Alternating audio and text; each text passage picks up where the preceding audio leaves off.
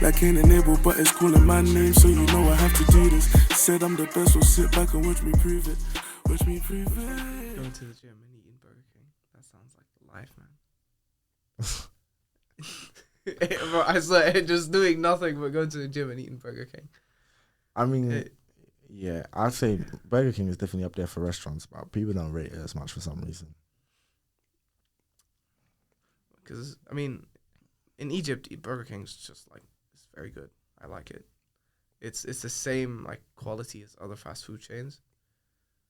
But there's something about McDonald's, man. The fries. Oh my god. Yeah, man, that hypertension tastes amazing. Bro, hey, I actually do have hypertension. Nah, because the way they salt the chips, like I know, like they put a lot of salt on it, but it tastes them. It tastes great. Tastes delicious, man. It tasted like, bro, Like, that shit tastes like diabetes. I swear. Man, Mackey's. But nah, see, I even forgot to mention you're from Egypt. Oh, yeah, that's something. Yeah. What was it like growing up in Egypt like, though? I can't compare it to anything, so it's like growing up. I don't know. No, but like from your perspective anyway, like yeah, like what's your story? Give us the real Adam. Sorry. What's my story? I grew up very comfortable. International student things. Don't worry. We all know. Hey, yeah. That's back home, but that exchange rate is yeah. bro. I feel you. Yeah. That's all I can say. Is there anything specific? Like, cause I don't think I can just say the story of my life in a very Yeah, to be fair, way. like I don't know, like what was like school like and like the people, like obviously you're talking about the people. Was it like yesterday or something? Was it yesterday? I feel like it was. Yesterday. It was a lot of days I talk about the Egyptian people. Yeah, but you're saying how they're like much nicer than English people, and you're talking about like experiences. Yes, you can talk to anyone in the street, and hey, I'm living in the center of the capital city. But hey, here I'm in Sheffield. It's like a quote unquote northern city, and bro, people are like, I can feel hostility, my guy. What the hell is this? Really? I've been to London as well, and that is like real hostel. No. Bro, Yeah, London's mad, man. Bro, like in London, it's every man for themselves. Yeah, that's like a purge, but with laws. So not a purge at all, then. Yeah, sorry. Nah, it's cool. It's cool. Nah, it's I don't know. The people there, like, bro, I've never seen people like. What's the opposite of smile? I think it's a scowl. I've never seen people do that facial expression so much that I've never seen a single person in London smile. Everyone's kind of doing their thing. That is crazy to me. Doing plugs right now. I just gotta say, people them. See how I'm stretching to get in my own frame. Basically, yeah. If you want to get men's accessories, I want you guys to go to trendhim.co.uk and use my link Royal15 at checkout for 15% off. You get watches. I don't know if you can see it. In fact, I'm gonna come and do a close up for you guys. Watches, bracelet, rings. With personalization, because I got Jeremiah 2911 inscribed on the inside. And I'm wearing blue light glasses right now, guys. Blue light glasses that also have clip-on sunglasses. Imagine not smiling. That's sad. But then with Egypt, yeah, I remember you were talking about school, right? Yeah. And like, obviously how nice Egyptian people are. Juxtaposed with how the teachers may be like. Nah. We've had some crazy teachers. You've heard about some of them. Right? We've had some crazy teachers. Yeah. But the real crazy teachers, thankfully, didn't pop in until later in the school years. Thankfully, I've had mentally stable teachers up until the point of like mental growth. Oh. Yeah. What, mental growth for you or them? Myself. Oh. Thankfully, I didn't have like a like I said, I told you about this. I didn't have a teacher that punched students up until I was 15, which was fine. Yeah, I suppose. Relatively, I guess, yeah, it was fine. It feels weird saying that it was fine, but I guess, yeah, relatively. Bro, it's fine. If it happens to everyone, then it's fair. Like, really, if you think about it. But was it a thing? Everyone in your school, was it a thing in other schools as well? Hey, I'm not looking on the greener side of the grass or whatever. The grass is greener over there. I don't know. Yeah, you phrased that weird. I was confused. I was thinking, what? Yeah, whatever. Yeah, but I mean, I'm not looking at other people's. Yeah, but like, Did you not have friends in other schools that like maybe like how did it sound from there?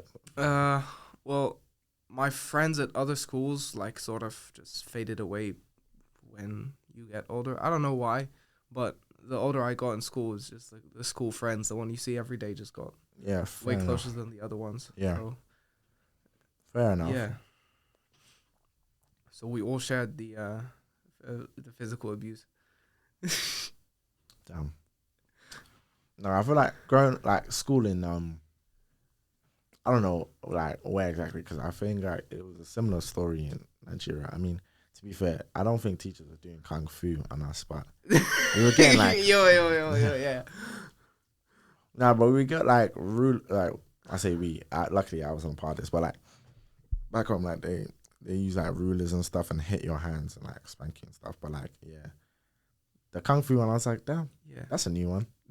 Nah, the rulers one I heard about my parents. And like teachers would tell us, oh, we were hit by rulers, blah blah blah, wooden rulers on our hands. Like, okay. So why are they now like karate chopping? Bro, it's just one guy, and I think he's like young enough to be like in a normal generation of schools. Like I swear, like he's my dad's like older than that guy by a margin. So yeah, he's a millennial at this point. When you told me that story, I was just so surprised. Like I couldn't believe it. Yeah, should I say it to the people listening to the podcast? I mean, if you want to share. But yeah, I mean, hey, it's funny. Yeah. Right. So, year 10, we have this maths teacher. He's a cool guy, right? But he's been a taekwondo and like kung fu champion in Cairo or whatever. He's a martial artist. And the thing is, he with us guy students, he would just beat the fuck out of us, like not even like metaphorically. No. He would straight up like get someone and just punch him. Someone like pin him to the ground and punch him. And these was like some of the craziest stories ever. Like, okay, I want you to imagine this. You sat in math class and it's a difficult topic. You don't understand it and you get a question wrong. And instead of being helped, you get like taken out your chair on the ground and you get punched. Oh my days! Imagine that's what year 10 is. But hey, that he's cool, but he's flipping crazy. After that, you'll never ask for help again. Like I'll just keep my mouth shut in class. Nah, bro. He didn't exactly help. He was asking. You know when the teachers like pick you out to ask questions. Yeah, that guy's just a straight up bully. Like, you guys just had a bully disguise himself as a school teacher. Maybe that's why he was a millennial. Maybe one of you guys did something to him, like slashed his tire or something. Like I don't know. Nah, I don't think he said I'm gonna wreak havoc on all these year 10s, man. And like no one actually like complained, and he would just continue doing it. Complain? He might actually go hard. Yeah, no. Some of these, yeah. One of the other teachers I had, she was a stakeholder in the school, so you can't really complain. Like you if something was gonna happen to you, you just take it and shut up. Yeah. Damn. Yeah, that's crazy. That is just so crazy. Did you have to do English in Yeah, I've. But like, did you do English literature? Did you have to like study text? I did that. We treated English just like the first language. Oh, okay. In my school from when I was 4 years old. But then when I got to the diploma, I had to choose whether I want to treat Arabic as a language I want to take, like literature stuff, and which one I'd rather do like linguistics, and I chose Arabic because like I'd rather do Arabic because first of all it's a way more artistic language, and English literature is sometimes so dull. Yeah, that's what I used to think in the classes as well. That English literature was so dull. Like it wasn't really my favorite subject in school. Like I didn't like have much fun doing it. Yeah. But I've come to kind of, I don't know, I've come to appreciate the actual texts a bit more now. Like I go back in my spare time and I kind of like look at them. Like I remember Lord of the Flies. I did that in GCSE. Oh, yeah. That's a great book, right? Like yeah, it's a great book, but I swear, like, these texts they have to like, write an essay, blah blah blah. Yeah, that's what makes. Yeah, I hated English for that, like the essay stuff. But like just like learning about the meaning behind the book, I was like, this is actually interesting. Yeah. Like, and how Lord of the Flies is an allegory for like human nature when it loses civilization. I feel like all of it was kind of, and like all of it was kind of placed. I was about to say all of it was placed around. Well, all of it was placed in history anyway, all of the text. Yeah. I remember with Lord of the Flies, that made me look into George Orwell. And I saw his 1984, which I haven't read yet, but like I was watching a summary on it. Really? Yeah. Yes. Okay. Have you read it? Yes. It's an amazing story, but thing is, he's a journalist, and I think you can imagine his writing style. What, like a newspaper? Yeah. No. Okay. Yeah. He writes it. He doesn't write it in an artsy way. He just writes. Like he's a journalist. He's writing in a very standard, very newspaper way, but the story is amazing. But surely he has to do something like that. But what when you say like he's just writing in a standard way, like what are you expecting? Are you expecting more description with like similes and metaphors and all this? Yeah. All this like technical language. Yes. Okay. Fair enough. He's selling it like it is in the story. I think from what I've gathered anyway from looking at the book, I feel like that was maybe like a conscious decision because he did a lot of description in Lord of the Flies, but I think maybe he wanted this. It's the same guy. Yeah, George Orwell. Is it? Yeah. No, I swear it's not. It is. No. All hits, no misses, man. Wait, no, hold on. Let me look that up. There's no way. George Orwell did Lord of the Flies at 1984. I thought he just did Animal Farm. He did that too. Lord of the Flies. No, it's not. It's William Golding. Oh, my bad. Yeah, no, cause Lord of the Flies was an amazing book to read. I enjoyed reading it, but when it came to 1984, I liked the story, but then this guy's writing style is ass. Do you know why I think I mixed the two? I remember in my Lord of the Flies revision guide, I think it linked it to 1984, and then I looked up what that book was. So yeah, that's why I confused the two. But yeah. Yeah, it's not the same. Yeah, William Golding. I forgot. I don't know why I forgot who wrote Lord of the Flies. But yeah. I haven't read Animal Farm either. I read like a picture book of Animal Farm. I think it's a book about racism. I'm not sure. No, it's a book about. Well, what I gathered is that how, it just shows like the smartest people kind of take over, like because the animals took over the farm, kicked out the humans, right? And they're saying, yeah, we're gonna be equal. Mm-hmm. Then the pigs were the smartest animals, so they just ended up being like humans and like bossing around the other animals. Like, long story short, I think there was links to, like, it was kind of likened to, like, the war days as well, like. Yeah, that makes sense. Yeah. But what was I reading about this week? So, like, yeah, I watched the podcast. They mentioned Dark Knight. So I was looking it up. Then I saw Two-Face. Then when I was reading his Wikipedia page, I saw they likened him to Jekyll and Hyde. And I was like, I've always heard of this Jekyll and Hyde thing, but I don't feel like I really understand it. So your boy watches a plot summary of Jekyll and Hyde for the bands. I was like, I even watched the character analysis of Edward Hyde. It's Dr. Jekyll and Mr. Hyde. Yeah. Is it about like a guy with split personality?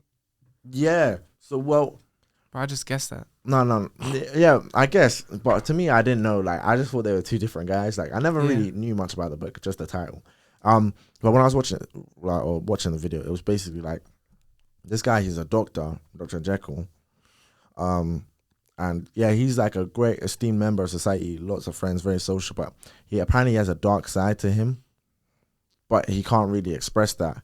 So he makes a potion to now like transform into Mr. Hyde. He was like pure evil, like some short, hideous guy that like just wreaks havoc on women. Why does short have to do with it? I think that's what I got from one of the things. Maybe he's not short. Maybe he's not short. Whatever. But like, hey, nah, short people are on some next level things. Yeah, like Hyde was just weird. Yeah. I'm trying to remember what else. I think he stomped a girl out. No, honestly, like he killed someone from stomping on them. But then I think he felt guilty, so like maybe he transformed back into Dr. Jekyll and now like gave them cash for the compensation. I'm pretty sure I've read a version where they said that he raped. Trigger warning, if you're listening to this. But I think I read a version where he said that he raped someone. I feel like now I have to talk seriously. But yeah,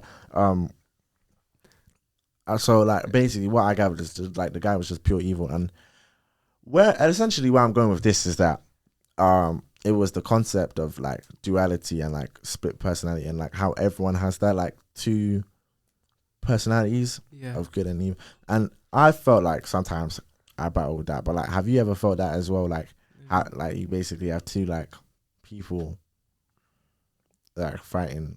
Yeah, sort of, yeah. Well, that's why we take it out on the weight. Fair enough. Literally, yeah. Just a way to keep sane. I feel you. Yeah. Yeah, because like it's definitely tough, like in this modern day and age. Like, I don't know, like. Yeah, because back then you can just enroll and a war would be right around the corner and you can go and just kill people and that's like your release. But right now, like you're gonna have to like find a creative way to take out the dark person inside you. I mean, it depends on the methods. Like, I don't think people were really getting a kick out of killing people like in the war. I'll be honest. I think they were actually more scared that they were going to be killed than like they were happy at killing them. Yo, couldn't be me, man.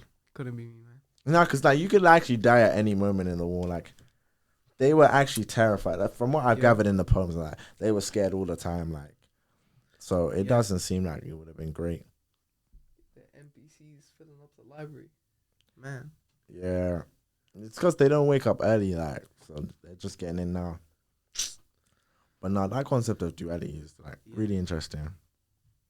I feel like everyone kind of has that to some degree. Like, you know how people clown Kanye. What is Kanye? Yeah. People clown Kanye, but I feel like he's maybe just an exaggerated version of like most people. Yeah. Yeah, I mean, yeah, that's true. If he, what's it called? I think a lot of people believe in what he believes in, but they just don't like the way he says it. Yeah, there's a lot of people like that. Yeah. Like Mr. Cobra. Oh, yeah. Top G. Oh, yeah. Nah, I got you. I thought you were like thinking like someone's actually named Mr. Cobra. Yeah. I was like, now I got it. Yeah, but if you seriously, if you seriously, like take Mr. Cobra as a role model, you need to rethink a lot of things. By Mr. Cobra, we're talking about Andrew Tate, just to like clarify some things. Yeah. But you need to rethink some things. Like, obviously, trying to be more masculine and trying to take your life into your hands, that's something you should strive on doing. But yeah, don't buy into that. He's a trafficker, my guy. He's a pimp. To be fair, yeah, I don't know what's been happening with that case because it's actually been quiet for like a couple of weeks now. He got arrested in Romania, and then like it was just like, yeah, I haven't really heard anything since. He's tweeting out things from jail. He's been tweeting. Well, imagine tweeting things from jail. Yeah, someone got my phone. I couldn't imagine. Yo, what? Guys, don't drop the soap. Don't drop. Oh my days! I don't know if that actually happens. I was watching a TikTok of like someone trolling about it. He was saying, "Oh, if you don't look into their eyes and act like you're enjoying it, then it's all good." I was just thinking, yo, man. This is crazy. Yo, pause. Hold up. Oh my days.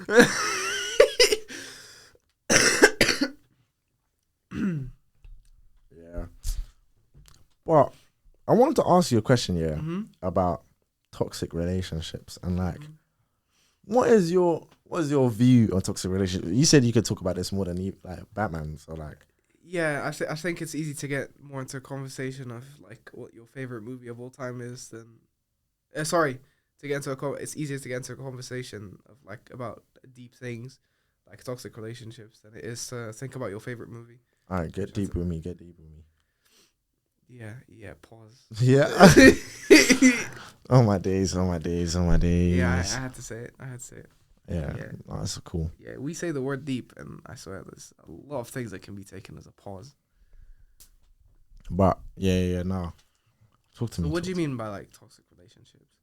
Because there's a lot of things about a person can make their relationships toxic. Alright, well, let's talk. What things like do you think? Okay.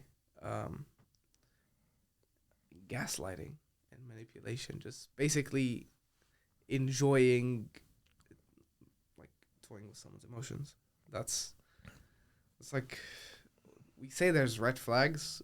That flag is just crimson at this point. Yeah, There's like just- pure blood. Yeah. But do you ever get the feeling like I don't think everyone is always doing it on purpose?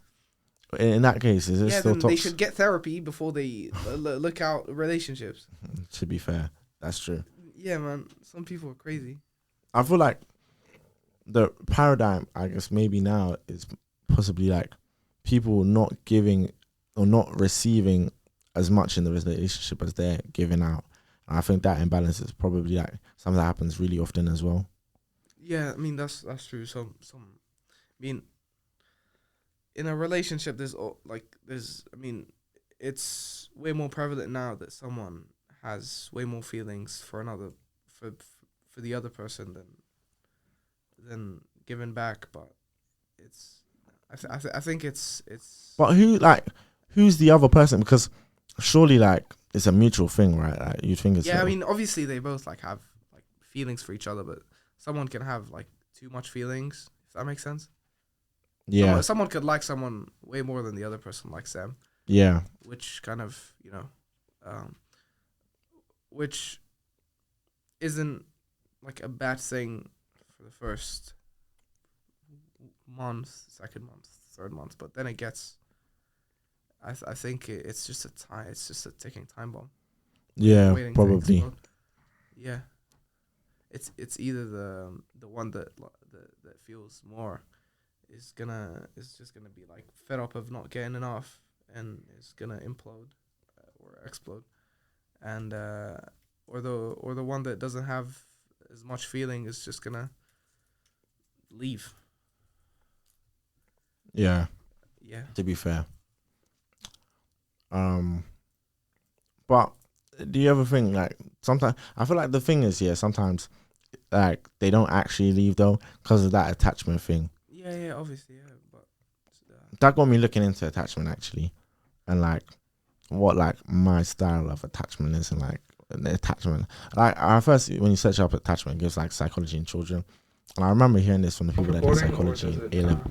just Yeah, like but- tell you, hey, No, just it continue stops. recording. Oh, Yeah. Yeah, so it said I'm apparently dismissive, avoidant.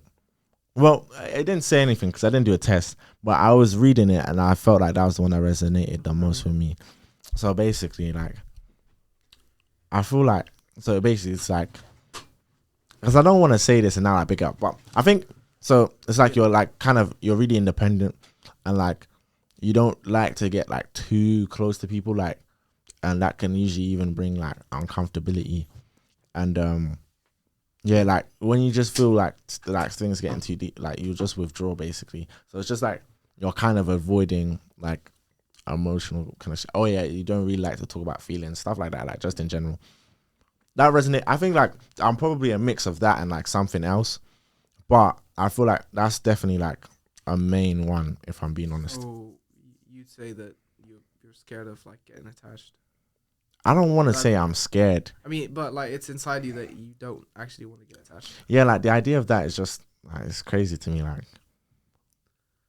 Like it's just it feels weird. Like I remember I was talking to someone, and like they were great, like they were amazing, like on paper, and like I just didn't feel comfortable with like the situation when I felt like it was starting to get like serious. I was just thinking like, I just like I don't know what it was, but something just didn't sit with me, and I just felt weird, and I just had to end it because I was just like, I can't do it, just to feel like free again, basically, like. Yeah, I get what you mean.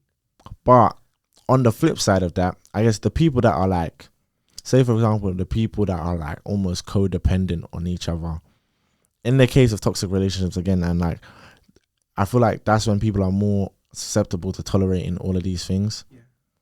Like, I think there's a lot of behaviors that people will let slide once they're attached to a person. And I don't even know like what it takes to necessarily get attached like that, because I'm like dismissive and avoidant. Yeah, but I mean, I don't know. Some people literally get addicted to someone. I don't know. It's weird. Yeah, but addicted, like. If we really want to talk about toxic relationships, there's a lot of like we can listen to some Weeknd songs. I'm not joking. Like some of the shit that's on his songs, like like we can actually like come up with some what's it called? We could like come up with a lot of conversations based on the lyrics. Yeah. And things he says. Yeah, probably. I mean, to be honest, I'll probably now go listen to some Weeknd songs and just he makes bangers, but if you listen to the lyrics, I'm like, yeah, bro's never gonna find love. I'm not trying to think that, because the one Weeknd song that I used to have on repeat was like "Die for You." Nah, that's a banger, man. Yeah. Like where he was singing it, I was like, damn, I want to die for someone. But hey, dismissive avoidance, so no, I don't. I don't want to die for someone, bro. That's crazy. No, I'm joking. Like, obviously, I don't want to die, but like, I don't know. Like, I just felt like the way he was singing it, I'm like, damn, like I feel you, but at the same time, I don't feel. That's what music does to people, I guess. Yeah. There's like it with music. It just how do I say this? Well, it's just like it transcends the physical realm. That was bars. No, like some like music like really resonates with you, even if you don't like actually like logically agree with what they're saying, but you just feel it, I feel it's really weird. Like the power of music is it's so weird how strong it is, because it seems like a little harmless thing, but I feel like it can influence so much. Yeah, especially like when you listen to rap, some of the things they say is what, but at the same time you're resonating because the music is fire, the beat sometimes it's amazing. Yeah, but you see them like I was talking about, like spraying the ops, and you're not gonna do this. We're uni students. We're not gangsters, but hey, what rap still resonates with us. Are you dissing someone? Huh? You said we're uni students, so I'm assuming it's a uni student like rapper that you're talking about. No. I'm talking about how we're uni students, not gangsters. So like it's really. Oh yeah. Like we really couldn't be resonating with. Someone talking about spraying the ops. Yeah, with 90s rap. With 90s rappers, but that shit's still fire though. Nah, I know, like, damn, it does make me feel like I'm actually gonna spray some ops though. Like, hey, that's what, like, say for example, before a game, like, if I'm playing football, like a match, and I listen to some Tupac before the match, bro, I'm killing on that pitch.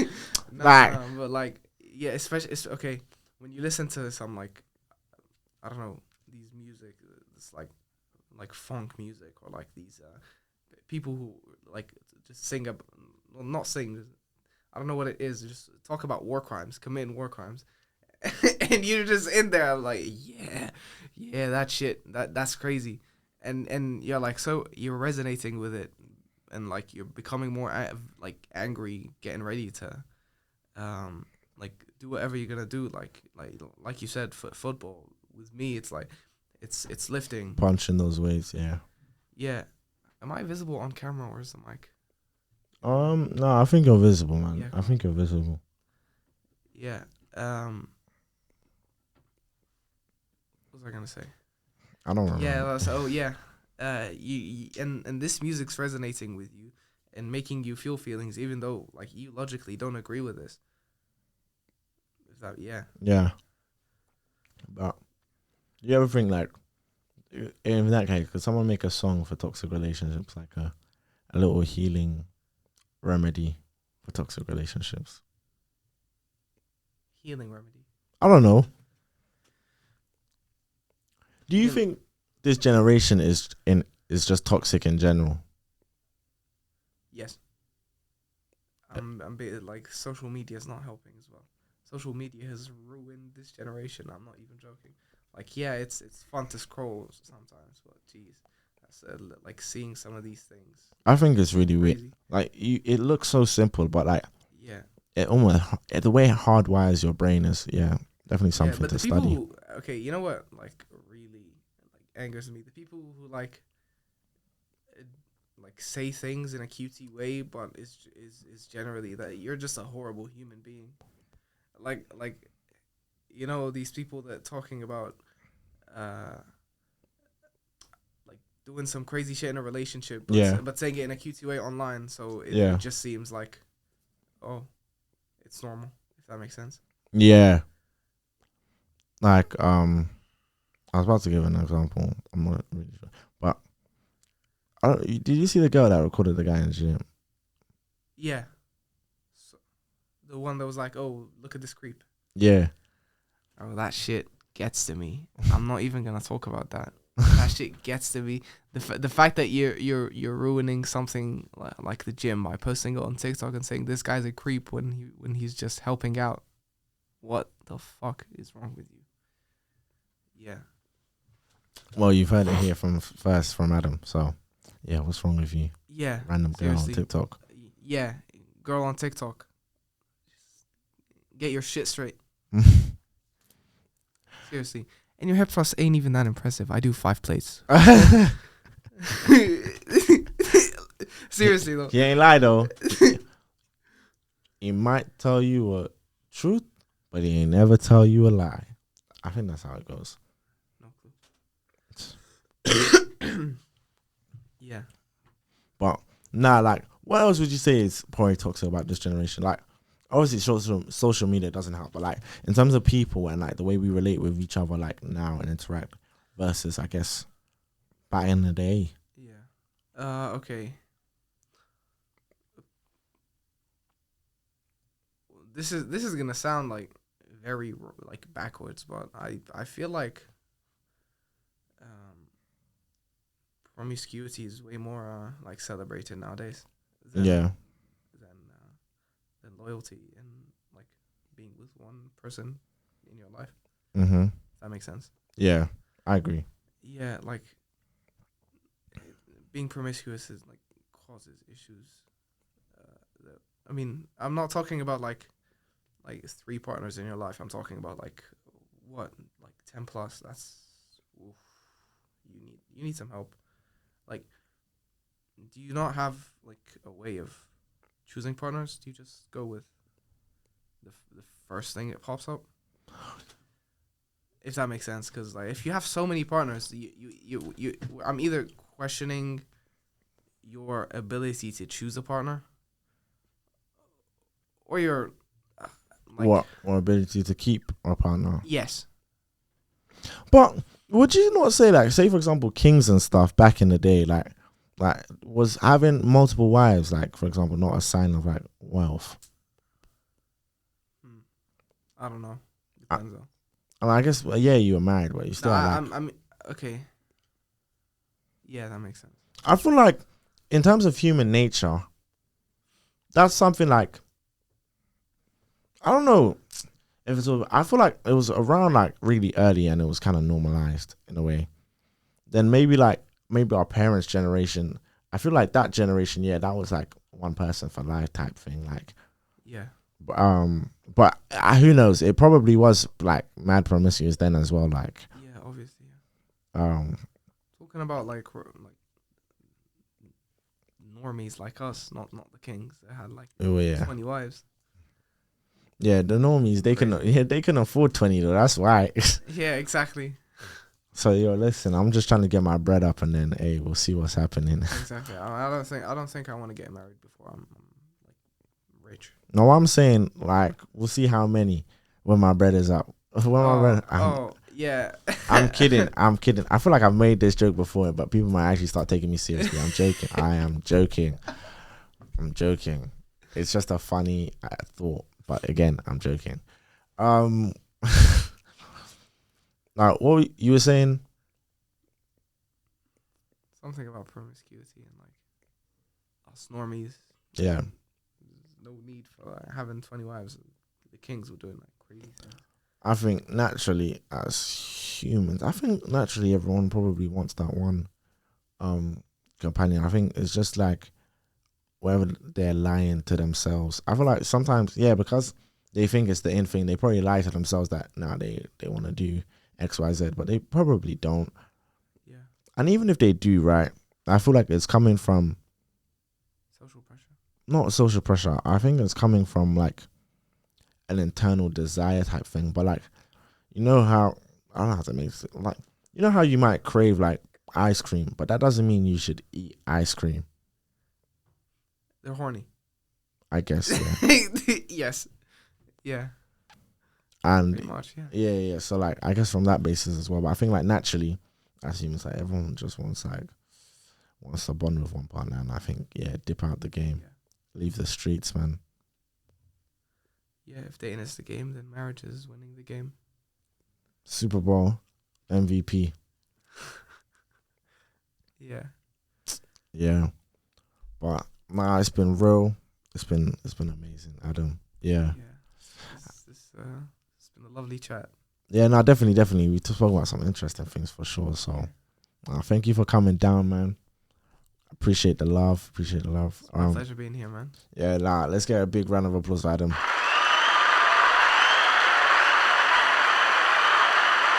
Yeah. Guys, that has been the Face Your Books podcast. So, I guess I'll see you next week. Take care. Bye. Like ain't enabled, but it's calling my name, so you know I have to do this. Said I'm the best, so sit back and watch me prove it. Watch me prove it.